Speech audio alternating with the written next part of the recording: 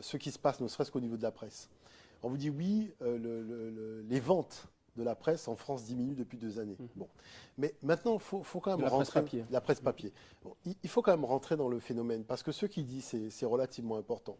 Vous avez une information qui est divulguée à la télévision, vous achetez un journal, vous avez la même information qui est divulguée dans le journal, il n'y a pas de débat, il n'y a pas d'esprit de contradiction, c'est-à-dire qu'il y a cette espèce de pensée unique qu'on va avoir à la télévision, à la radio et dans le journal. Alors que le journal aurait dû être, donc le magazine ou le quotidien aurait dû être un espace de débat où on confronte les idées, où on a cette possibilité d'exprimer.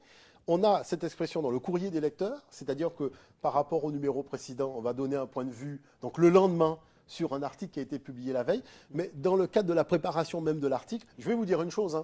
Je suis même capable de vous dire aujourd'hui, on en a discuté avec un gars à l'abri du bus, sur un phénomène, quel est le journal qu'il a lu. C'est-à-dire que le gars qui a lu Le Parisien, il a les arguments du Parisien. Celui qui a lu Le Figaro, il a les arguments du Figaro.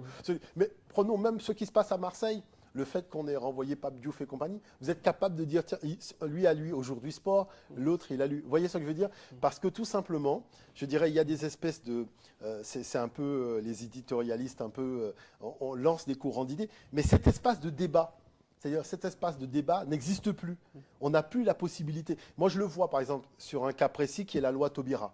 Voilà une loi qui concerne... Là, je le rappelle sur l'esclavage. Sur l'esclavage qui a fait que l'État reconnaît officiellement l'esclavage comme, et les razzias négrières comme étant un crime contre l'humanité.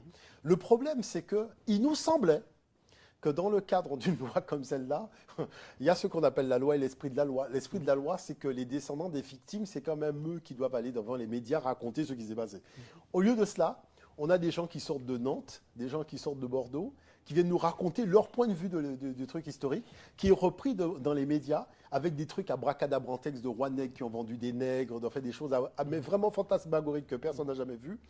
Et on nous sort ça comme une vérité, sans même créer l'espace médiatique du débat, que ce soit dans les journaux ou que ce soit à la télévision, de manière à faire en sorte qu'on puisse quand même ramener un minimum de vérité sur cette page d'histoire et ne pas faire en sorte qu'elle tourne constamment à la calomnie. Et on en arrive même au point où on essaye en catimimi soit de faire passer la colonisation comme étant un fait positif, ce qui est quand même, qui dépasse l'entendement. Moi, je pense que les gens qui ont été le plus sincères et le plus lucides, c'est Bouteflika quand il a dit que vraiment les gens sont atteints de cécité mentale, et Aimé Césaire quand il a rappelé donc le discours qu'il a fait sur le colonialisme. Bon, ça c'est une chose. Mais la chose la plus primordiale, c'est que dans le cadre de l'enseignement de cette page d'histoire, c'est quand même les descendants des victimes qui doivent donner les jalons de cet enseignement. Au lieu de cela, vous avez donc un diktat qui est fait, je dirais, par un système et qui vous dit c'est ça ou c'est rien. Ça, c'est puissant. Voyez. Jean-Baptiste, vous voulez intervenir? Oui, on retrouve sur un autre thème, sur d'autres temps, mais le même procédé, le même schéma. Ce sont ceux qui souvent en savent le moins qui parlent, mais ceux qui sont capables de faire le plus de bruit, ceux qui sont capables de se montrer et qui imposent une vérité. Dans la société de communication aujourd'hui, ne pas être visible médiatiquement, c'est ne pas exister. Moi, je vois sur une action, si on n'a pas eu de retombées de presse, nos adhérents, nous avons choisi sur Liberté Chérie pour avoir une vraie représentativité, de ne vivre que de fonds privés, que de dons de fonds privés, de ne pas demander de subventions, de ne pas nous vendre, de ne pas recevoir de fonds publics et prendre l'argent de gens qui ne seraient peut-être pas d'accord avec nous.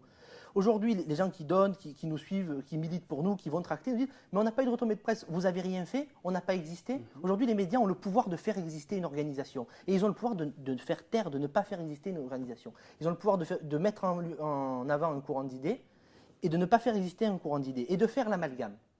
Aujourd'hui, quelque chose qui est à dénoncer, c'est que souvent, quand on rentre dans le débat sur le monde du travail, l'amalgame est fait entre les droits sociaux et les propositions de l'extrême gauche, de l'étatisme total et d'une dérive vers un certain totalitarisme.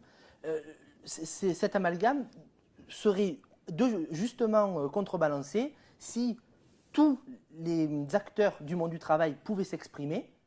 Et si on ne cantonnait pas à ce système binaire qui ressemble à un match de foot où on a le MEDEF d'un côté et la CGT de l'autre, puisque je parle des principaux syndicats, qui s'entendent, qui ont toujours le même discours et qui débattent de manière assez plate, en s'étant éloignés et en s'éloignant de plus en plus de la réalité de la société civile et des gens qui vivent au quotidien les conséquences du schéma qui est mis en place. Alors est-ce qu'on peut dire que justement ces lobbies médiatiques, comme on les appelle, sont forcément à la botte d'une entreprise, d'une grande entreprise, d'une multinationale ou du gouvernement à chaque fois?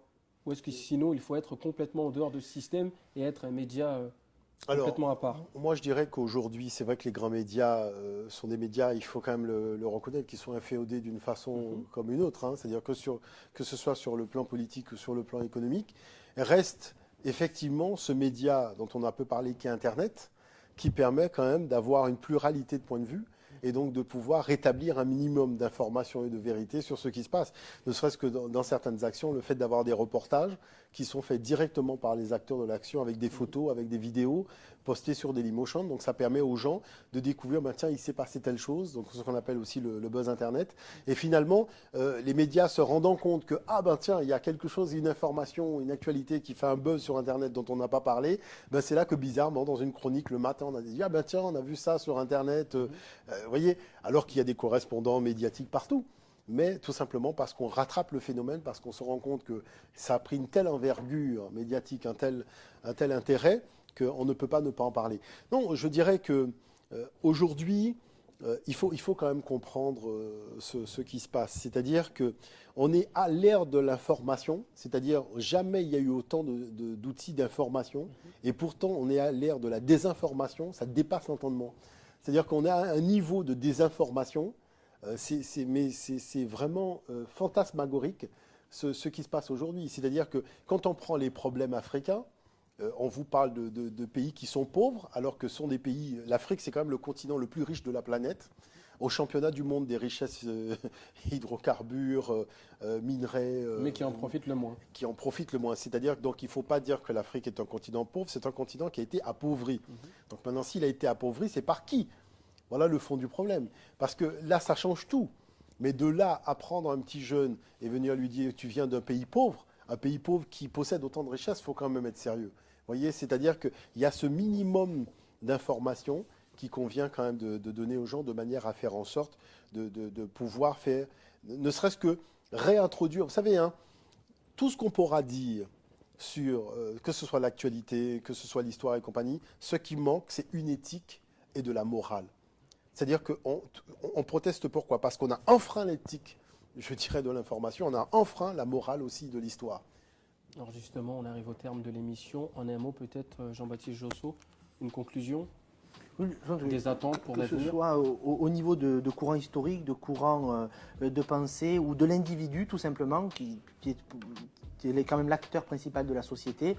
Il se retrouve de plus en plus nié par un diktat médiatique qui est souvent ou au bénéfice, comme vous l'avez dit, d'un État, ou au bénéfice d'un groupuscule, toujours d'une minorité, ou au bénéfice, comme vous l'avez dit justement, d'intérêts d'entreprise, de grands intérêts financiers derrière.